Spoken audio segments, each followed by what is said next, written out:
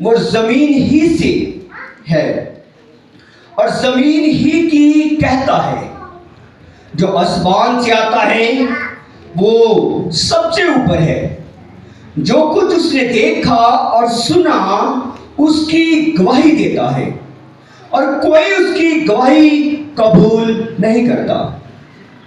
जिसने उसकी गवाही कबूल की उसने इस बात पर मोहर कर दी कि खुदा सच्चा है, क्योंकि जिसे खुदा ने भेजा वो खुदा की बातें कहता है, इसलिए कि वो रूठ नाप कर नहीं देता।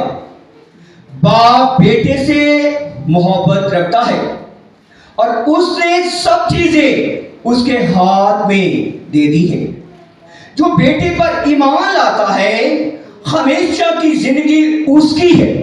जो बेटे की नहीं मानता जिंदगी को ना देखेगा बल्कि उस पर खुदा का गज़ब रहता है।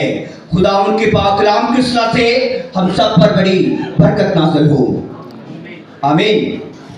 मेरे अज़ीज़ों, आज थोड़ी देर हम खुदावन के कलाम में से सीखेंगे कि खुदावन यीशु मसीह जो है वो जब अपनी इंसानी जात में इलाही जात से मुतहद था, एक था, तो आज हम खुदावन यीशु मसीह का खुदा का एक होने पर जो है बात करेंगे कि खुदावन यीशु मसीह जब इंसानी तौर पर जमीन पर जाहिर होते हैं तो उस वक्त भी वो इलाही जात के साथ उसका रहना कैसा था, वो उसकी फरमाबरदारी में कैसा अपने आप को कायम रखता था।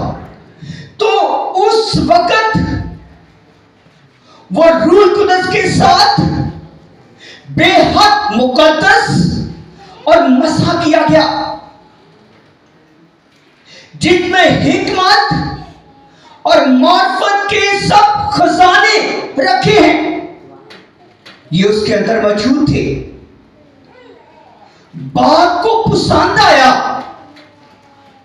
कि उसमें सारी मेमोरी बसे ताकि वो मुकद्दस, बेअहद, बेदाग और फजल और सच्चाई से ममूर हो, आमीन। तो मेरे अज़ीज़ों, यूहन्ना खुदावन यीशु मसीह के बारे में लिखते हैं कि जो ऊपर से आता है वो ऊपर ही की कहता है। 34वीं आयत हमारी मरकज़ी आयत होगी, लिखा है कि जो ऊपर से आता है वो ऊपर ही की करता है, वो ऊपर ही की सुनता है। और ये बात, इस बात की तस्दीक की गई कि हमेशा की जिंदगी उसकी है जो ऊपर वाले की सुनता है। ऊपर वाले की सुनना, उसके साथ एक होने की जिंदगी जो है वो उसी की है। और याद रखें, जो सरबराह की सुनता है और उसकी फरमाबरदारी करता है, एक्चुअली हमेशा की जिंदगी उसकी है। जो ऊपर वाले की कदर नहीं करता वो जिंदगी का वारिस नहीं है। तो इसलिए बाइबल का दर्स कहती है कि ये लिखता है कि यूहन्ना कि वो ऊपर से आया है, इसलिए हर बात में वो ऊपर वाले की मर्जी के मुताबिक बात करता है और वो सिर्फ आसमानी बातों की भेद को खोलकर बयान करता है कि हमेशा की जिंदगी कैसे मिलेगी, कलीसिया के लिए बात से बरकत क्या बात है, और वो कैसे जो है राहत पा सकते हैं, और उस जमीन पर रहकर वो कैसे खुदा के करिश्मों को देख सकते हैं, वो कैसे अपने आप को बेदाग कर सकता है, वो कैसे अपने आप को खुदा की मर्जी जानकर जो है उसके साथ एक हो सकता है। कलीसिया के अंदर खुदा कैसे रह सकता है? कलीसिया के अंदर खुदा का पाक रूह कैसे काम कर सकता है। खुद कलीसिया के अंदर जो है खुदा की मर्जी को जो है जाहिर होने का सबूत क्या है, हमेशा की जिंदगी पाने का हकीकी रास्ता क्या है,